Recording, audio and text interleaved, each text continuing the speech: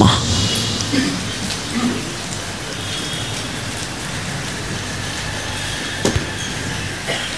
ગૌતમ વિરાજમાન હતા.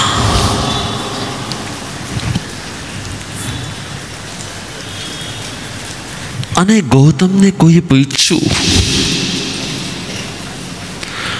તમે મહાવીરની સાથે કાયમ કેમ રહ્યો છો? તમે ભગવાનની સાથે કાયમ કેમ રહ્યો છો? ગમે ત્યારે અમે તમને જોઈએ ત્યારે તમે યા તો ભગવાનની પાસે હો, યા તમે સમૂહ શરણમાં હો.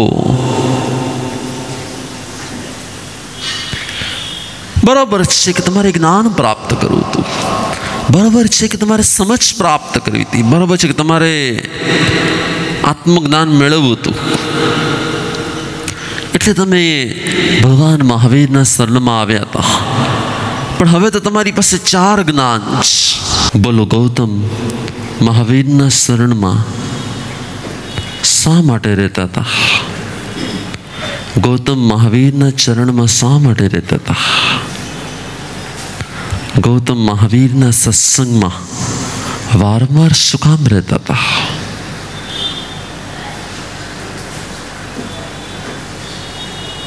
કેમ રહેતા હતા? એવું શું હતું કે વારંવાર મહાવીરના શરણમાં રહેતા હતા?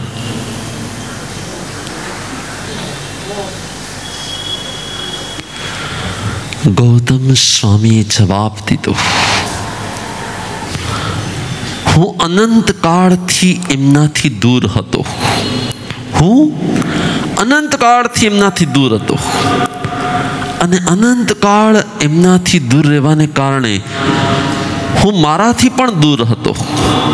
હું મારા સ્વયંના આત્માથી પણ દૂર હતો. અનંત કાળથી હું એમનેથી દૂર હોવાને કારણે હું મારા આત્માથી પણ દૂર હતો, અને મારા આત્માથી દૂર હોવાને કારણે હું મારા શાંતિ, ક્ષમા, નમ્રતા, સરળતા, હું મારા ગુણોથી પણ દૂર થઈ ગયો હતો. જેમ જેમ હું એમના સામીપ્યનો અનુભવ કરું છું, જેમ જેમ એમના સાનિધ્યનો અનુભવ કરું છું, જેમ જેમ એમના સત્સંગનો અનુભવ કરું છું, જેમ જેમ હું એમની પરિઉપાસના કરું છું, એમ એમ અનંત કાળથી હું મારા ગુણોથી દૂર થઈ ગયો હતો. એ ધીરે ધીરે ધીરે ધીરે પાસે આવું છું. પણ તમે જ્ઞાન પ્રાપ્ત કરી લીધું, તમને ખબર પડી ગઈ કે ગુસ્સો ખરાબ છે, હવે તમારે ગુસ્સો ન કરવો જોઈએ. પણ એની માટે વારંવાર વારંવાર મહાવીરના શરણમાં કેમ રહેવાનું? બોલો, એમને ખબર નહોતી ગુસ્સો ખરાબ છે, ઓકે. અને મહાવીરે શીખવાડ્યું કે ગુસ્સો ખરાબ છે, આત્માનું અહિત કરે છે. એક વખત શીખવાડી દીધું, હવે એને વારંવાર વારંવાર શું કામ ત્યાં રહેવું જોઈએ?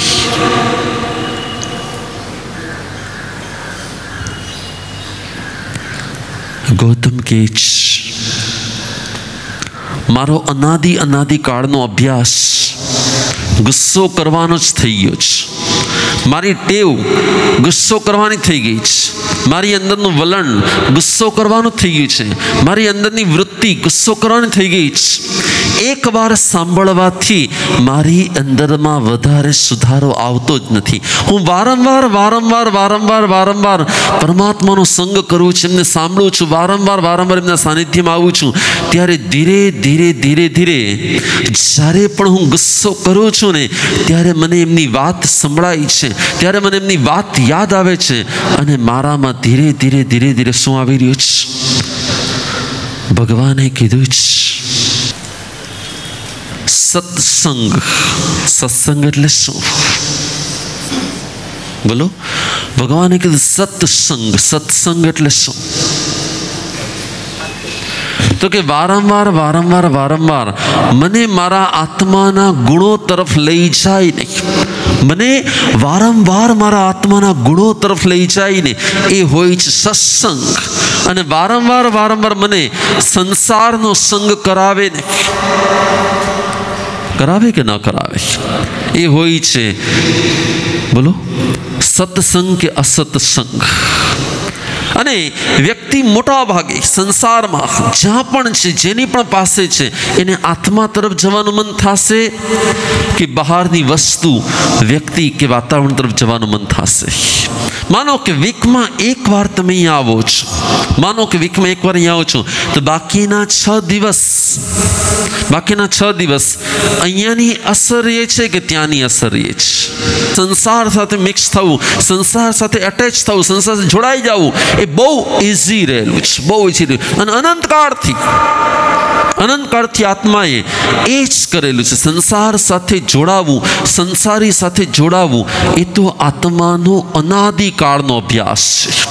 બહુથી તમે જોજો, એક કબૂતર હશે ને એટલે ક્યાંકથી બીજું કબૂતર આવી જશે, એ બેયની ગુટર ચાલુ થઈ જશે. થશે કે નહીં થાય? હશે કે નહીં હોય? તમે જોયું હશે, એક કીડી ક્યાંક હશે ને તો બીજી 2 કીડી ક્યાંકથી આવી જશે, તો એમનું ચાલુ થઈ જશે. સંસારીનો સંગ તો જીવે, બોલો કેટલી વાર કર્યો છે? અને એ સંગ કર્યા પછી નમ્રતા વધે છે કે ઈગો વધે છે? એ સંગ કર્યા પછી ક્રોધ વધે છે કે ક્ષમા વધે છે? એ સંગ કર્યા પછી લોભ વધે છે કે સંતોષ વધે છે? એ સંગ કર્યા પછી અવગુણ વધે છે કે ગુણ વધે છે? બોલો. ગૌતમે જવાબ દીધો કે જેમ જેમ હું મહાવીરના સાનિધ્યમાં રહું છું, જેમ જેમ હું સત્સંગમાં રહું છું, એમ ગુણ વધી રહ્યા છે. અને જેમ જેમ હું સત્સંગથી દૂર થાઉં છું, એમ શું વધી રહ્યા છે? અવગુણ વધી રહ્યા છે. શું કામ? એવું શું કામ થાય છે? અવગુણ કેમ વધી રહ્યા છે? હલો, અવગુણ કેમ? અવગુણ ઇઝીલી વધે છે કે ગુણ ઇઝીલી વધે છે? ઉપર ચડવું સહેલું છે કે નીચે પડવું સહેલું છે? બોલો. પહાડ ઉપર તમે ચડતા હો તો ચડવું સહેલું છે કે પડવું સહેલું છે? પડવું બહુ ઈજી છે, પોતાની જાતને પડતી મૂકી દો એટલે સીધા દડદડ કરતા નીચે. પણ જો ચડવું હોય તો એક પગથિયા પર મહેનત કરવી પડે, ત્યારે ઉપર ચડાય છે. ભગવાન કહે છે કે ગુણ પ્રાપ્તિ એ કઠિન માર્ગ છે, અને અવગુણ એ તો બહુ સહજતાથી. કોઈ કહે કે ધર્મ ક્ષેત્રમાં વારંવાર શું કામ જવાનું છે? કોઈ પૂછે કે ધર્મ ક્ષેત્રમાં વારંવાર શું કામ જાઓ છો? તો તમારો જવાબ ગૌતમ જેવો હોવો જોઈએ. શું હોવો જોઈએ? કે જ્યારે હું ધર્મ ક્ષેત્રમાં જાઉં છું, જ્યારે હું સત્સંગમાં જાઉં છું, મને ક્યાંક ને ક્યાંક મારા અંદરનો અવાજ સંભળાય છે. મારી અંદરમાં થોડીક શાંતિ, થોડીક ક્ષમા, થોડીક નમ્રતા, થોડીક સરળતા, ક્યાંક ને ક્યાંક મારામાં શેનો પ્રવેશ થાય છે? ગુણનો પ્રવેશ થાય છે. માનો કે એક વ્યક્તિ સાવ બાળપણથી એવા જ વાતાવરણમાં ઉછરેલો છે, જેને સત્સંગ ક્યારે થયો જ નથી, અને એવા વાતાવરણમાં એણે બીજાને જોયેલા છે, છુરી વાપરતા, વેપન્સ વાપરતા, બધાના શસ્ત્રો વાપરતા જોયેલા છે. અને એવી વ્યક્તિની સાથે કોઈ ભટકાય તો સામેવાળી વ્યક્તિની ગરમ થવાની સ્થિતિ, અને તમે અહીંયાથી બહાર નીકળતા હો અને તમને કોઈ ભટકાય અને તમે જે ગરમ થાવ, આ બેયના ગરમ થવામાં ફરક પડશે કે નહીં પડે? કેટલો ફરક હશે? તમને કોઈ ભટકાશે, તમે શું કહેશો? કાં તમે સોરી કહી દેશો, અથવા તમને ખબર છે ભૂલ સામેવાળાની હશે તો બહુ તમે એની સામે જોશો, બહુ તમે આંખ કાઢશો, બીજું શું કરશો? વધીને શું કરશો? હું એમ કહું છું કે એક સંસારના ક્ષેત્રમાં કોઈ એવા ક્ષેત્રની વ્યક્તિ કોઈને ભટકાય છે, અને એ જે રીતે ગુસ્સો કરશે, અને અહીંયા તમે કોઈને ભટકાણા અને તમે જે ગુસ્સો કરશો ફરક પડશે કે નહીં પડે? તમારો ક્રોધ ઓછો હશે કે વધારે હશે? અને એનો ક્રોધ વધારે હશે કે ઓછો હશે? કેમ? એવું શું કામ છે? એવું હોવાનું રીઝન શું છે? કે ગમે એમ તો પણ આપણી માનસિકતામાં ક્યાંક ને ક્યાંક ધર્મના સંસ્કાર છે, ક્યાંક ને ક્યાંક આપણા કુળના પરિવારના સંસ્કારો છે, ક્યાંક ને ક્યાંક પરમાત્મા પ્રત્યેની ભક્તિના સંસ્કાર છે.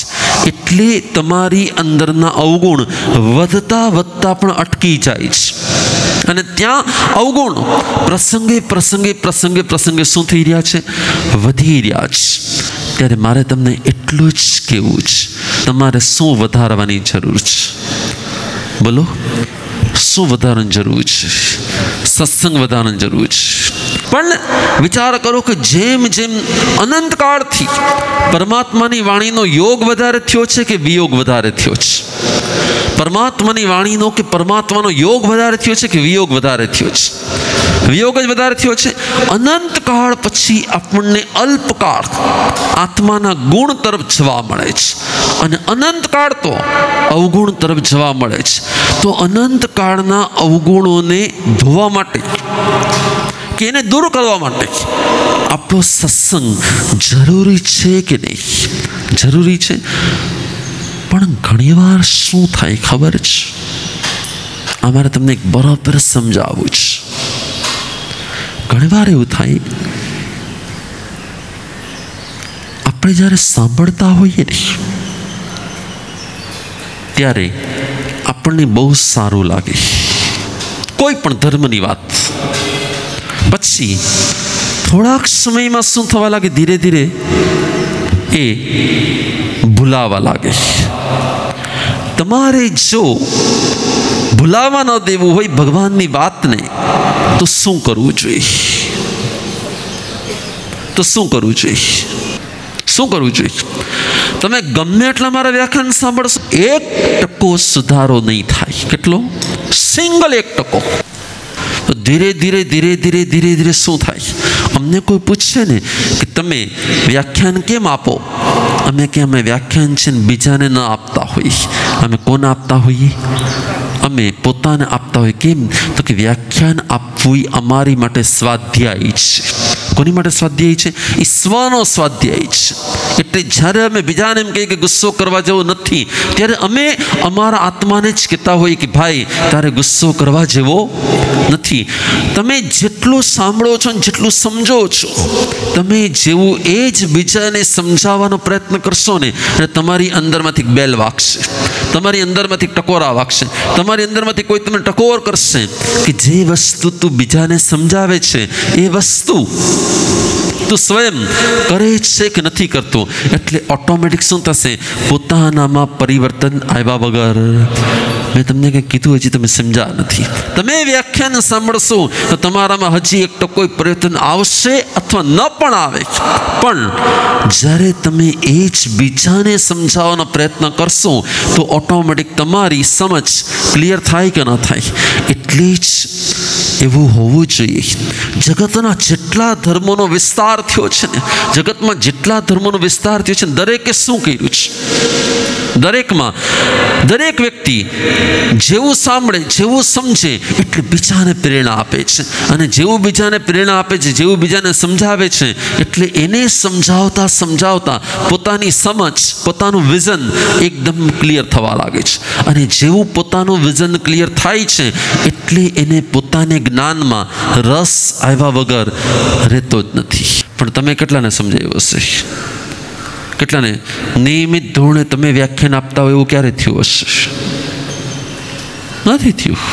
જે નિયમિત સત્સંગની ભાવના પ્રગટ થવી જોઈએ કે ના, હું થોડુંક પણ સાંભળીશ, થોડું પણ સમજીશ, મારામાં પરિવર્તન આવશે. અને ગૌતમ જેવા ગૌતમ, 4 જ્ઞાન, એટલી બધી પંડિતાઈ, અને છતાં ભગવાનની પાસે વારંવાર સત્સંગ. ગૌતમને પૂછ્યું કે શા માટે? તો કે હું જેમ સત્સંગ કરું છું એમ મને લાગે છે કે મારા સ્વભાવનું પરિવર્તન આવે છે. જેમ સત્સંગ કરું છું એમ મને લાગે છે કે મારા અવગુણ ઘટી રહ્યા છે. જેમ હું સત્સંગમાં આવું છું મને લાગે છે કે મારી અંદરની વૃત્તિઓ શાંત થઈ રહી છે. જેમ સત્સંગ કરું છું એમ મને મારા પોતાનામાં પરિવર્તન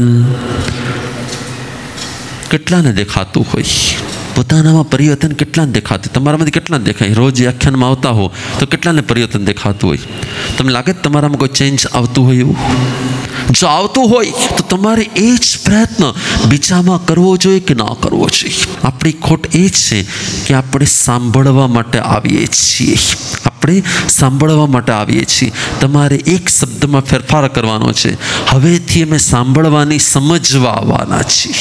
હવેથી અમે સાંભળવા નહીં, પણ શેની માટે આવવાના છીએ? સમજવા આવવાના છીએ. અને અમારે એટલા માટે સમજવું છે કે અમારે અમારા આત્માને પણ સમજાવવો છે અને બીજાના આત્માને પણ સમજાવવો છે. બોલો, તમારો આખો આખું વ્યાખ્યાન સાંભળવા પાછળનું થિંકિંગ બદલાઈ જાય કે ન બદલાય છે, તમારી વિચારધારા ચેન્જ થાય કે ન થાય. અને સાંભળતી વખતે હરેક પોઈન્ટ, ઓકે આ પોઈન્ટ બરાબર છે, આ પોઈન્ટ હું પણ બીજાને સમજાવી શકીશ, આવી વિચારણા આવે કે ના આવે. સાંભળવાવાળા બહુ વધારે આવે છે, પણ સમજવાવાળા બહુ ઓછા આવે છે. સમજે તે સમજાવી શકે, સાંભળે એ સમજાવી ન શકે. કેમ? તો કે સાંભળવાવાળા એક કાને સાંભળે જ. હલો, મેં કીધું તમને કંઈક, સાંભળવાવાળા એક કાને સાંભળે જ અને બીજા કાને, હવે જો સાંભળવા માટે જ આવતા હશે એનું શું થશે? આ કાનમાંથી આવશે, મધુર હાલોડા જેવું લાગશે, અને બીજા કાનમાંથી ઘણી વાર શું થાય ખબર છે? વ્યક્તિ સંકલ્પ કરે છે, ઉપર કોઈ મોનિટર હોતા નથી, ઉપર કોઈ સંત હોતા નથી, ઉપર કોઈ પ્રેરણાવાળા હોતા નથી, એટલે ધીરે ધીરે ધીરે ધીરે શું થઈ જાય? પાછા ડાઉન થઈ જાય છે. બરાબર? પ્રયત્ન કરવો પડશે, પુરુષાર્થ કરવો પડશે, જગાડવા પડશે. અને ભગવાનનો ઉપકાર માનવા માટે પણ આપણે બીજા અનેકને પ્રેરણા આપવી જોઈએ કે ભગવાન તે પ્રેરણા ન આપીએ તો હું ન જાગ્યો હોત, જો હું નહીં પ્રેરણા આપું તો બીજા કેવી રીતે જાગશે? બરાબર છે? બસ સત્સંગ, વારંવારનો સત્સંગ, વારંવાર ભગવાનની વાતો, વારંવાર ભગવાનની વાણી આપણા અંદરમાં પરિવર્તન લાવે અને લાવે. પરંતુ શું હોવું જોઈએ? પથ્થર ઉપર રોજ પાણી પડે નહીં તો તમે જોજો પથ્થરમાં શું પડી જશે? ખાડો પડી જશે. તો આ તો પરમાત્માની વાણી જો રોજ આ પથ્થર ઉપર પડે તો એમાં એ અસર થાય કે ના થાય? ક્યાં પથ્થર ઉપર? બોલો. આ પથ્થર એટલે કયો પથ્થર? પણ આ પથ્થર એટલે આ પથ્થર. હવે તમે સમજ્યા જ નહીં કે આ પથ્થર એટલે આ પથ્થર. બસ આપણા હૃદયમાં પણ જો પરમાત્માની વાણી રોજ અસર કરશે ને તો આપણામાં પણ પરિવર્તન આવશે જ. સંકલ્પ કરો કે મારે અઠવાડિયે એક સત્સંગ તો કરવો જ છે, મારે વીકમાં એક સત્સંગ તો કરવો જ છે, ક્યાંક ને ક્યાંક જવું છે, 1 કલાક સત્સંગ કરવો છે, 1 કલાક વ્યાખ્યાન સાંભળવું છે, 1 કલાક કંઈક ને કંઈક ધર્મ ધ્યાન કરવું છે. આવું થાય કે ના થાય? અને કરવું છે એવું નહીં, મારે કરાવવું છે. આખા એ વ્યાખ્યાનનો સાર એટલો જ છે, સાંભળવા માટે નથી આવવાનું. શેની માટે આવવાનું છે? સમજવા માટે આવવાનું છે. સમજવા માટે ખાલી નથી આવવાનું, સમજાવવા માટે આવવાનું છે. અને સમજાવવા માટે સમજવાનો પ્રયત્ન કરશો ને તો તમારી સાંભળવાની સ્થિતિ અલગ હશે. અને ખાલી માત્ર સાંભળવા માટે આવશો ને તો ખાલી સાંભળશો અને ફરી પાછું શું થશે? ધીરે ધીરે સંકલ્પ કરો, આજથી હું સમજવા માટે આવીશ, સાંભળવા માટે નહીં. થાય કે ના થાય? થઈ શકે ને. અને તમે જ વિચાર કરશો ને કે એનાથી કેટલું મોટું પરિવર્તન આવી શકે. ફળ તો એ કહેવાય કે જેમાં વૃક્ષ ઉગે, ઘાસ તો કેટલું ઉગશે અને પાછો તડકો પડશે એટલે સુકાઈ જશે. મને ઘાસ જેવા શ્રાવકો નહીં, મને વૃક્ષ જેવા શ્રાવકો જોઈએ છે, જેમાં છેલ્લે શું આવશે? ફળ આવશે, જેમાં છેલ્લે ફ્રૂટ આવશે, જેમાં છેલ્લે રિઝલ્ટ આવશે. વૃક્ષ જેવા બનવું છે. કેમ? તો કે વૃક્ષના મૂળિયા હોય છે, ઘાસના કોઈ ઊંડા મૂળિયા હોતા જ નથી. આપણે એવું પામવું જ કે પમાડી શકીએ, એવું સાંભળવું જ કે સમજાવી શકીએ, એવી રીતે આવવું છે કે બીજાને આપણે લાવી શકીએ. બસ આ ભાવ અંતરમાં ઉતરશે તો આપણો સત્સંગ સાર્થક થશે. એ જ મંગલ કામ.